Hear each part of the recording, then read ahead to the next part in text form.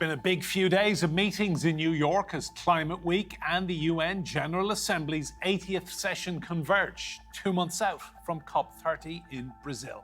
The UN is pushing bold climate action with major finance pledges, but with persistent gaps between developed and developing nations emerging, what progress has the UN really made on climate change?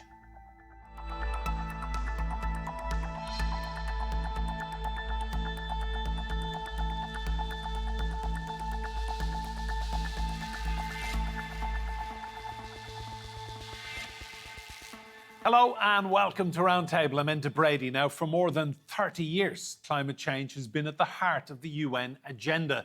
The Paris Agreement in 2015 set the global response, but divisions among the world's most powerful nations have left big questions over who should lead us through the crisis. From its inception as the Earth Summit in Rio in 1992, to the landmark climate change agreement in Paris in 2015, and the latest COP29 in Baku, Azerbaijan in 2024. For more than 3 decades, the United Nations has led the charge on climate change. World leaders have signed pledges, posed for photos, and promised action. Earlier this week, UN Secretary-General Antonio Guterres reiterated the need for all countries to work together. As we meet, the planet burns, with fires, floods, and record heat raging through climate chaos. And at the same time, we are moving towards a multipolar world.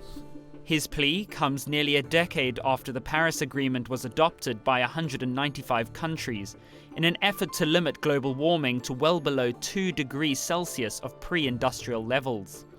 After Donald Trump's election victory in 2016, the United States, the world's second largest emitter, pulled out of the agreement. The United States will withdraw from the Paris Climate Accord. It later rejoined under Joe Biden, only to withdraw again as soon as Trump retook the presidency earlier this year. This week, he told the UN General Assembly, "This climate change, it's the greatest con job ever perpetrated on the world, in my opinion." But according to official figures, the crisis is deepening, with 2024 being the hottest year since recordings began in 1880, breaking the 1.5 degrees Celsius threshold set out nearly a decade earlier. Frustrated with the pace of change, emerging economies are starting to chart their own course. In response to what they see as lack of action, the BRICS New Development Bank, whose member states represent nearly half of the world's population, has pledged 40% of its financing to climate projects by next year. And its largest member, China, historically the world's largest emitter, has flipped the switch. It's now the world's largest investor in renewable energy, dwarfing both the United States and the European Union. It's raising questions over whether the UN is the right organization to steer the world out of the environmental crisis we face. Well, let's bring in our guests in the studio. I'm delighted to say I'm joined by Chris Caldwell. Chris is the CEO of United Renewables. Also here with me, we have Dimitri Zenghelis. He is a partner at the Independent Economics and special advisor to the Bennett School, that's at the University of Cambridge. And Noora Firaq. Noora is a Maldivian climate leader and director and board member of Westmill Energy. And joining us from London, we have Harjeet Singh. Harjeet is a climate activist and the founding director of Satat Sampada Climate Foundation. You're all very welcome to Roundtable. Noora, to you first of all, you're originally from the Maldives. For all the talking that's gone on this week at the United Nations, paint us a picture of life in your country and what climate change means on the front line. Thank you. Thank you for having me as well. Yes, I grew up in the Maldives and I still go regularly to Maldives. In fact, this year I've been a couple of times as well.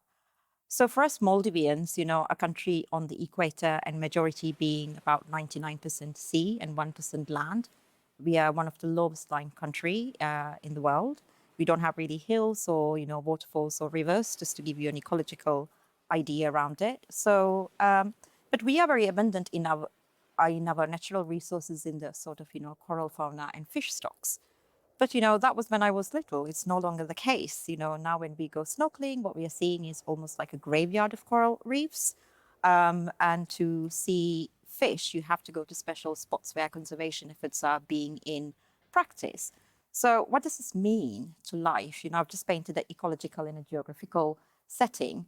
So for us Maldivians, we've sort of moved away slightly from the conversation of this being just about ecology and natural resources. This is not to say there is no work or it's not important, but this is more about how it affects us every day. And this is about what do we eat? Our fish is very expensive. Because of our land geographical landscape, we don't do mass agriculture. Our food and diet is changing dramatically in one generation. And, how do we house ourselves? How do we school ourselves? How do we take care of our health? Our former Environment Minister, Shauna, painted a really good picture. And she said, we spend 50% of our national budget on climate mitigation adaptation.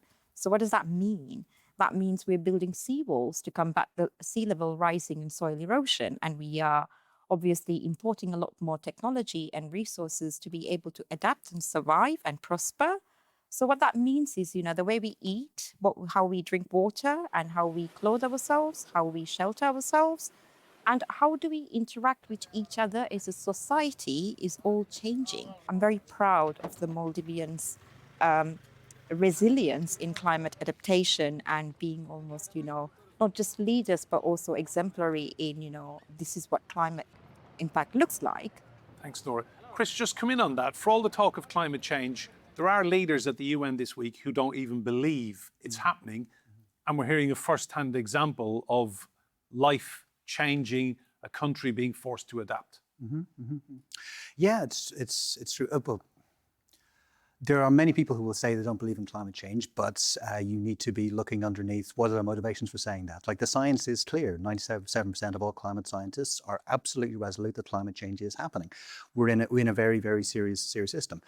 But speaking of the United Nations, there's a tendency for people to think to almost kind of give up and say, no, we're at a point, so the point of no return here, we can't possibly do anything.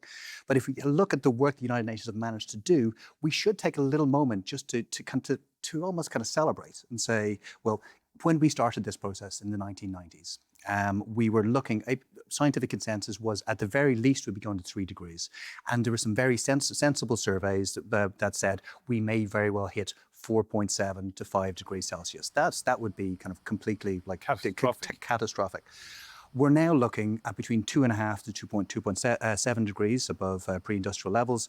That is still huge. That is still something that is far, far beyond what we as humans can be dealing with, and what is we as humans, how life as we know it, does not change as dramatically, like for all of us, as it is in the Maldives.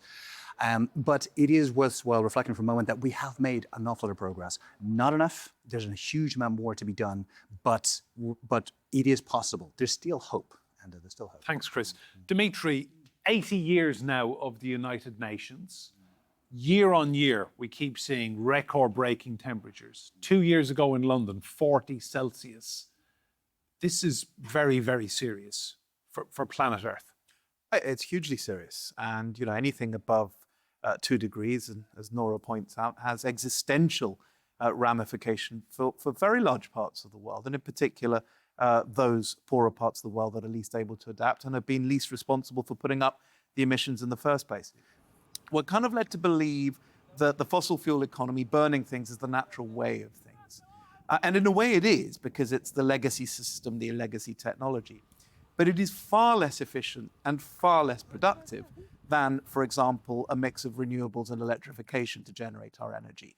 Now, some of us have been saying this for many, many years, and we've been, if not laughed at, certainly failed to convey much enthusiasm behind this.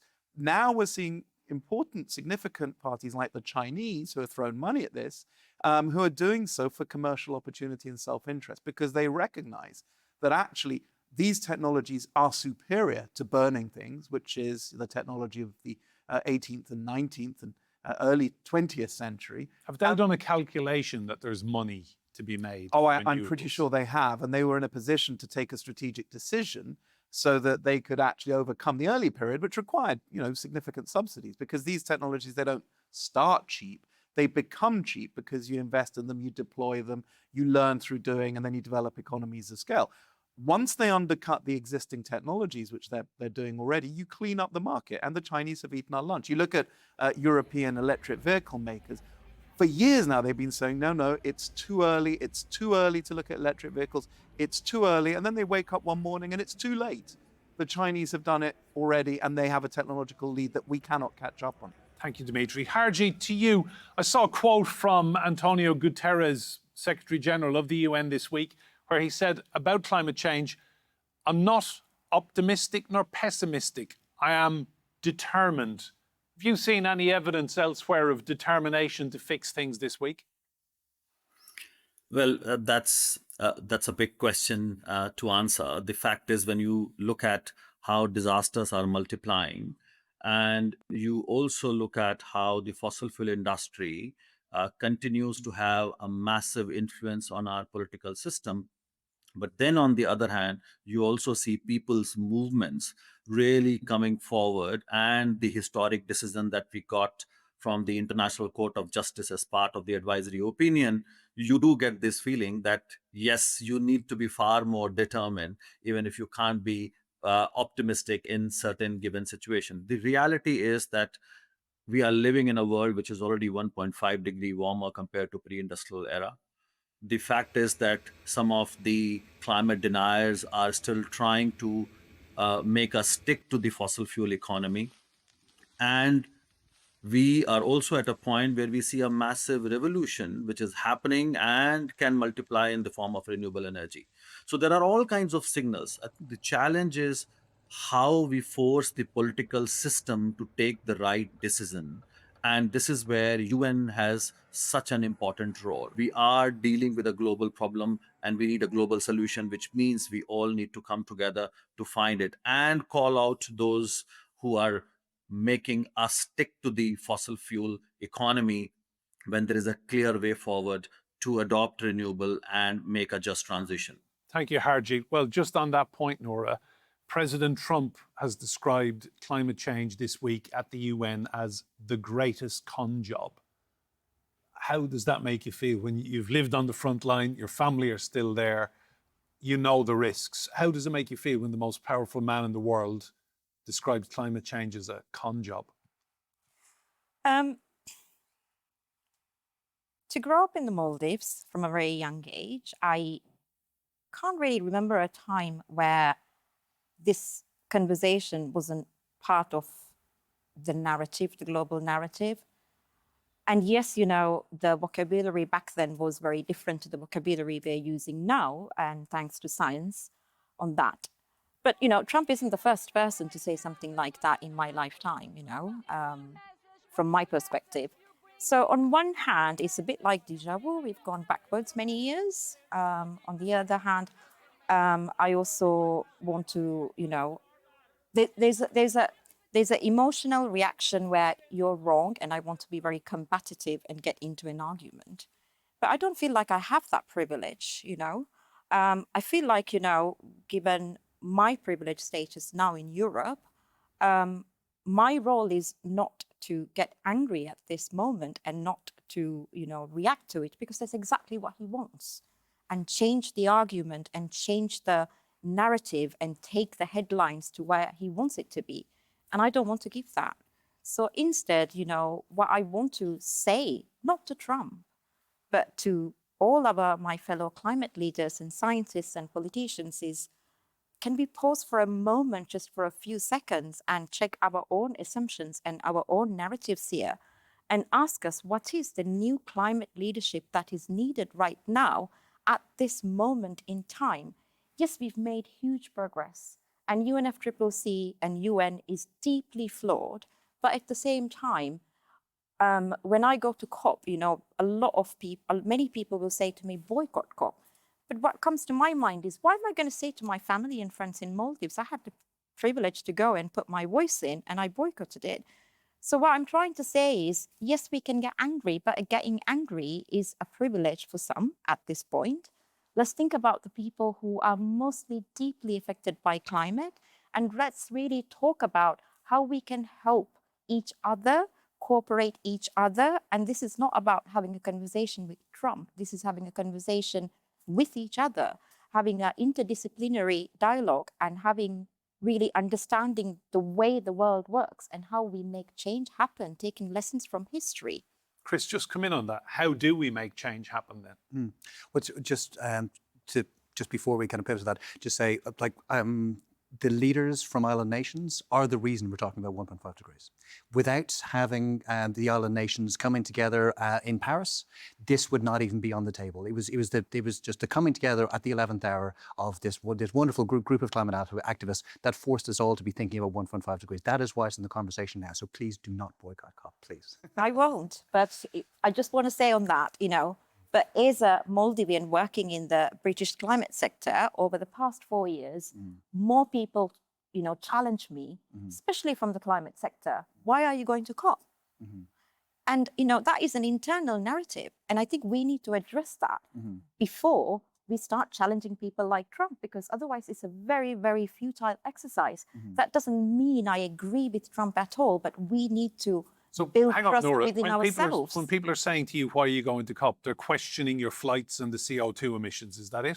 I don't think it's just that. It's also that we've lost faith and trust for very good reason with the UN system. And I'm not saying, let's ignore that.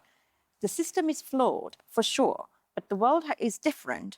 But at the same time, we are humans. We made that system, whether it was our parents or not. We need to talk to each other and work together and cooperate to make progress rather than say, I don't like that, therefore I'm boycotting that. So, Chris, your point is that COP is absolutely worthwhile? COP is necessary. It is the one time a year we all convene and we all talk. I agree, it is flawed. And what I think we should be doing is really paring it down, not having 70, 80, 90,000 people there, and paring it down to a couple of thousand people who are just saying, we're going to be focusing on the Paris targets and we're going to be reporting back to each other on the Paris targets. But for it needs to maintain as an institution. But just kind of taking on your question of how we can be bringing about change. Donald Trump wasn't elected because of drill, baby, drill. Donald Trump was elected because of inflation and immigration. What are the two things that are going to be massively, massively impacted by increasing climate change? Both of those things. If politicians are sitting in office right now want to stay in office, they need to be tackling immigration and inflation, and that means climate change. Thanks, Chris. Dimitri, to you, that's a very good point, isn't it? That climate change has catastrophic consequences. And while a lot of people will be watching this and thinking, well, it's not going to affect me, I live at whatever above sea level, inflation, immigration, people on the move, this is going to be one of the key challenges of the 21st century. Oh, absolutely it is. That's undoubtable, and we're seeing some of those early effects already. It will affect absolutely everyone because it's a global impact. And if immigration is a concern of yours, you wait till vast swathes of sub-Saharan Africa or parts of the Nile catchment area have to cope with a lack of water. What's that going to mean to the flow of refugees into Southern Europe, into Europe, and similar effects across America as well? So massive impact, but also significant impacts from transitioning to an economy that allows us both to be more efficient and more productive, but also address some of these key issues. Politicians have to recognize that, they have to show leadership, and they have to supply a consistent narrative that gives ordinary people a reason to believe that this is something that will create a better world in their own self-interest, and do so in the near term, not in 5, 10, 20 years. It's not about grandchildren, it's not about polar bears. It's about your own economic well-being and your own prosperity. Thanks, Dimitri. Harjeet, just on that point, political leadership, a lot of what we see, mainly in Europe, is very short term. We don't, everyone's just kind of thinking what's going to keep me in power for the next 4 or 5 years. Do you think there needs to be more kind of longer, far sight visionary leadership, if you like, in terms of how we as a race handle climate change? Well, there is no doubt that leaders have to really step up. And the reason we have governments is because they can think way beyond and ordinary citizen can. But the reality is that the connivance between the fossil fuel and other polluting industries and the governments, we are not able to see that progress.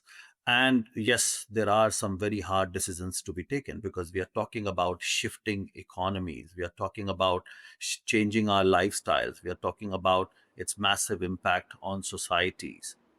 But at the same time, we also realize that this is the only option we have if we really want the humanity on this planet to survive. And we have those solutions, we have those resources. And what these leaders are doing right now is nothing less than suicidal. And what we need to mention, and especially in the given geopolitical context, is about the well-being and prosperity which can be achieved by adopting that path. And more we use fossil fuels, more we remain stuck with this economy, it's going to be so catastrophic for us. So we need to get out of that vicious loop, and that's where leaders have a role to play. And we cannot just rely on them, and that's why I would like to take the responsibility as a climate activist that we need to continue to put pressure on those leaders and hold them to account so that they can take the right decisions. Thank you, Harjeet. Noora, to you, talk to me about the global south then, and how much onus is on them to kind of stand up for some of the poorer nations who were at the forefront of this? I think especially island nations and African continent nations, climate activists and community leaders and politicians are doing an amazing job. An amazing job in terms of getting awareness across the globe. But through my work and through my colleagues around the world, I've seen amazing leadership and innovation and ingenuity at grassroots community levels and subnational levels and international cooperation at regional levels that, quite frankly, I have not yet seen in the Western world. So you have hope? I have hope that we are moving in the right direction, and I have hope that we are building the movement to go into that direction. So hope is there. As long as there is a pathway, as Harjeet said, there is hope. But what I struggle with is that the urgency and the speed of it. I think, there are costs to the transition, and the question is not about the cost, who's paying for it. And we seem to, not quite be able to progress that beyond a slogan, what that actually means in practice. Climate Change Committee has also acknowledged that, along with some research more in common and climate outreach that I previously used to work with, that British public, actually majority of the people believe in climate change. We also need to go beyond that climate denial narrative that of the public is not the case. Most people believe it, but how people relate to climate is different to different people. For some people, it is definitely about having a healthy meal. Some people, it's definitely about affordable heating and the air they breathe, but it does. Chris, just come in on that point about what we've seen this summer in Europe. Wildfires in Greece, Greek islands, record-breaking temperatures in Portugal and Spain, and 2 years ago, 40 Celsius in London. The public really don't need convincing on this. No, they don't. And we have 80% of people in the European Union who believe we should be spending more on the energy transition. And in fairness to the European Union, I think we're coming close to 600 gigawatts worth of renewables in there, which is about 50% of all power is now generated from renewables. There has been another kind of switch flicked post Donald Trump's election, and the deteriorating relationship, and therefore the lack of security over LNG, which is being used to replace Russian gas, which means that that European legislation is now moving further towards more renewables. So I don't think the European Union is particularly the concern here. There's other parts of the world that are much more. Thanks, Chris. Final point briefly, Dimitri. Everything we've seen at the UN this week between the UN and COP, climate is just so important now, isn't it, that these leaders really need to get a handle on this? They really do. And, these leaders need to think strategically, but they also need to have a convincing narrative about why this is in pretty much everybody's self-interest. and everybody should see it as an opportunity. People, who want to be in jobs that are well paid and secure. The narrative that you hear it here from Nigel Farage, you hear it from parties across the world is, okay, let's accept that maybe climate change is happening. I mean, Donald Trump may call it a hoax. Nigel Farage doesn't. He says he thinks it might be happening. But why should a small country like Britain shoulder the cost of addressing what is a global issue when the rest of the world has not got its act together? That argument is totally fallacious. It does not stand up. In fact, if you want to be in a position where you can actually allow your economy to thrive, you want to do the opposite of what Donald Trump has done. He has shot not just his clean technology sector in the foot, but also his AI and digital economy in the foot, because the cost of AI, as Sam Altman told us, will be converging on the cost of energy, and the cheapest energy in the world will be renewable. And electrification and digitization, if I can get my tongue around the word, tend to go hand in hand. So this is an opportunity, and if the UK, if the European Union, and if others don't proceed in investing in these kinds of jobs and these kinds of technologies, you can be pretty sure the Chinese, the Indians, and other more proactive players will do that. We will all be driving electric vehicles.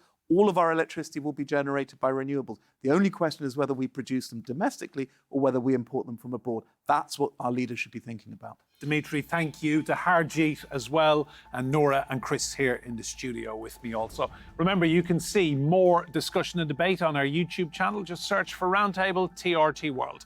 But for now, from me, Enda Brady, and all the team here, goodbye and thank you for watching.